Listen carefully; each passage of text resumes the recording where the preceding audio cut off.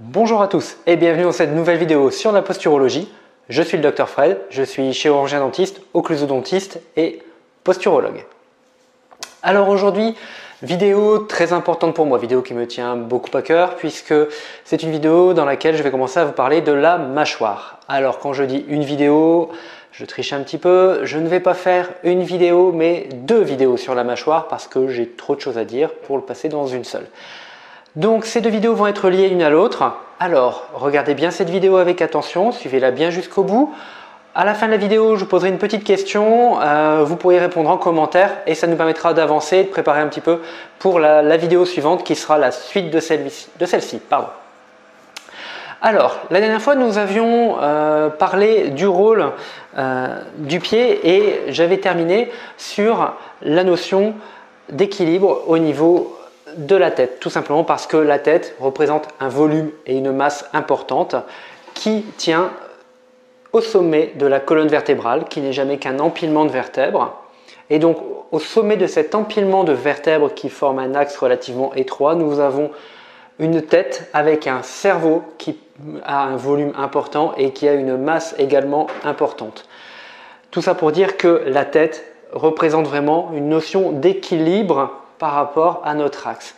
Et dans cette notion d'équilibre, dans cette tête qui est là, nous avons un axe mobile, un seul axe mobile réellement, qui est la mâchoire. Cette mâchoire qui donc, de par cette mobilité, va être également un point d'équilibre important puisque un déséquilibre au niveau de la mâchoire va pouvoir entraîner des déséquilibres au niveau de la tête qui vont forcément entraîner des déséquilibres ailleurs puisque la seule chose qui permet d'équilibrer tout ça, c'est tous les muscles qui viennent tenir un petit peu, tendre tout ça, cette tête qui est sur cet empilement de vertèbres.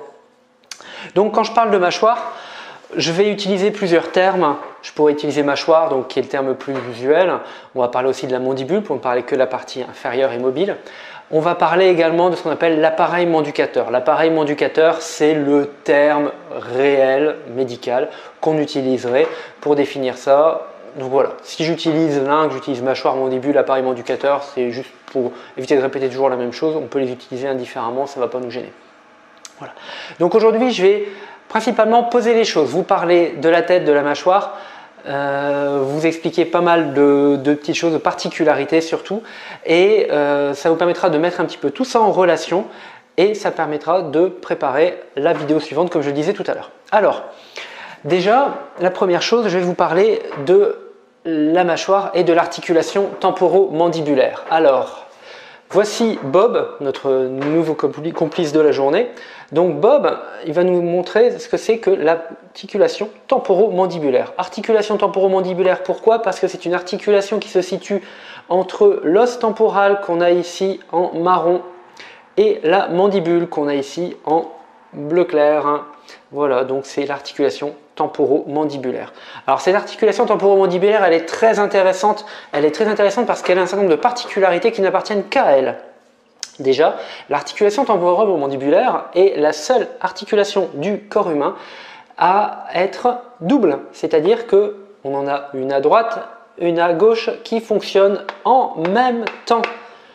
On va dire les épaules, on en a une à droite, une à gauche, oui, mais elles ne fonctionnent pas forcément en même temps. On peut décider de les faire fonctionner séparément. La mâchoire, je vous mets au défi. C'est la seule articulation qui nous permet de ça. Ce qui implique un certain nombre de choses. Ça implique que d'un point de vue de son équilibre, c'est l'articulation qui va c'est la seule articulation qui va réaliser une jonction entre la partie droite et la partie gauche du corps. Donc ça, en termes d'équilibre, ça va être important. Et de par un certain nombre d'insertions musculaires, c'est également la seule qui va avoir, enfin, pas la seule, mais elle va créer un lien entre la partie postérieure et la partie antérieure du corps humain, si on se place par rapport à un axe dans ce sens-ci. Ce qui fait que cette articulation qui va avoir des liens de droite à gauche, d'avant en arrière, qui est une articulation double et qui est située, comme je le disais tout à l'heure, à un axe charnière au niveau de la posture, va avoir un rôle très important dans la posture et l'équilibre. Donc c'est pour ça qu'elle n'est vraiment pas à négliger. Cette articulation, elle a un fonctionnement qui est comme ceci. Quand on ouvre la bouche, on ne va pas ouvrir comme ça, parce que ça ne marche pas comme ça. La peau ne s'étire pas comme ça. Comme ça, on serait des serpents. Non, l'articulation fonctionne comme ceci. Sur une faible ouverture, on va ouvrir comme ça en rotation. Mais après, pour ouvrir plus grand, en fait, on bascule vers l'avant. Voilà comment ça se passe. Donc cette articulation est très particulière de par ce chemin d'ouverture. Pour vous montrer un petit peu plus ce chemin d'ouverture, on va accueillir quelqu'un d'autre. On va accueillir Artémis. Artémis, donc qui va pouvoir nous expliquer un petit peu comment fonctionne l'articulation. Au niveau de notre articulation, on a ici toute une série de muscles qui font ouvrir ou fermer la mâchoire. Et donc au niveau de notre articulation, comme je disais tout à l'heure, on a ici un ménisque. C'est un petit disque fibreux, musculo-tendineux au final, qui est ici, qui fait le lien entre différents muscles et qui va être une espèce de coussin sur lequel notre articulation va fonctionner et qui va être entraîné avec notre articulation vers l'avant quand on va ouvrir. Il est très important ce ménisque parce que il va jouer un rôle non seulement d'amortisseur, mais il va également avoir un rôle dans la proprioception. La proprioception, souvenez-vous, j'en avais parlé lors de la vidéo précédente sur le pied. Si vous ne l'avez pas vu, allez regarder. La proprioception donc va nous permettre également d'avoir un rôle réflexe qui va jouer au niveau postural. Et donc là, on a beaucoup de proprioception qui se joue au niveau du ménisque et donc de cette partie de l'articulation. Encore une particularité. Voilà. Autre particularité de notre articulation temporomandibulaire, c'est les dents. Tout simplement parce que la position de cette articulation, eh bien, elle va être influencée par notre arcade dentaire et par son plus petit élément qui est la dent. Et donc cette multiplication d'organes, puisque la dent est un organe, chaque dent est un organe indépendant des autres, eh bien, va pouvoir déterminer la posture et va pouvoir modifier la position de notre articulation, la proprioception, l'équilibre et par là même la posture. Donc, un petit élément va pouvoir engendrer de grandes conséquences. Ça, c'est encore une particularité de la mâchoire. Encore une particularité, je vous avais dit aujourd'hui, je n'ai pas fini avec les particularités, l'innervation. L'innervation de la mâchoire, de l'appareil manducateur, est très particulier.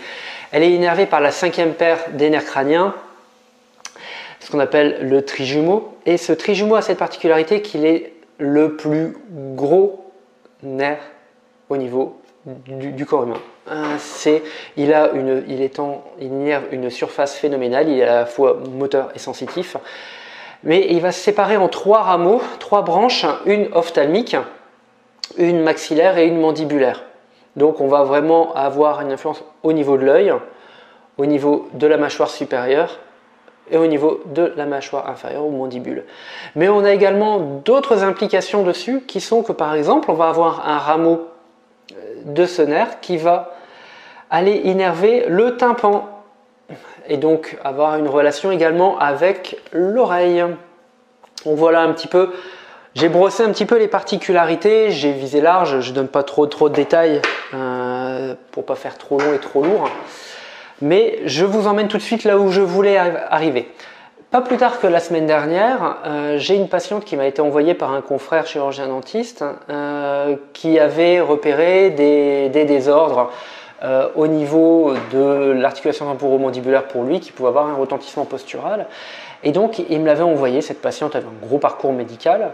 Et à l'issue de l'interrogatoire, de mon questionnaire d'interrogation, je vous ramène d'abord, d'ailleurs, au questionnaire d'interrogation que vous pouvez télécharger, c'est celui-là que j'ai utilisé. Au terme de ce questionnaire, avant même d'examiner la patiente, je lui ai dit, écoutez madame, c'est très intéressant que vous soyez là parce que de tous les symptômes que vous m'avez décrits, il y en a au moins 10 parmi ceux-là qui auraient dû immédiatement vous envoyer chez moi. Et du coup, j'ai pensé, je me suis dit, voilà, c'est un jeu qui va pouvoir être intéressant parce que il y a beaucoup de choses qui peuvent découler de tout ce que je vous ai expliqué depuis tout à l'heure. Donc, on va se livrer à un petit jeu. Je vous demande en commentaire de me donner des idées de toutes les implications, de tous les symptômes, de toutes les douleurs, de tous les problèmes qui pourraient être causés par un désordre de l'appareil manducateur. Voilà, d'une dent ou de machin. Voilà, puisque on a vu c'est à peu près la même chose. Et voilà, donnez-moi des exemples de choses. Alors, il n'y a pas de bêtises, vous pouvez y aller, vous pouvez vous lâcher parce que vous allez voir, il y a des choses qui sont très surprenantes.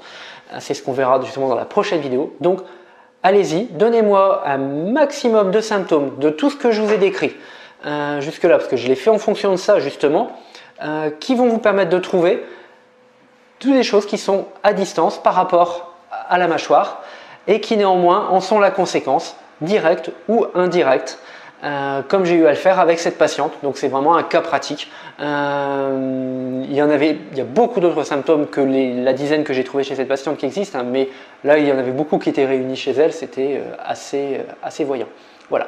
Donc allez-y, donnez-moi ça en commentaire, on fera un petit peu le tri et la fois prochaine, je vous expose un petit peu tout ce que l'appareil Manducateur peut avoir comme conséquence en posturologie et vous verrez, on va voir de quoi s'amuser. Voilà. Sur ce, je vous souhaite une bonne fin d'après-midi, parce que c'est la fin d'après-midi ici, et je vous dis à très bientôt pour la prochaine vidéo. Ciao!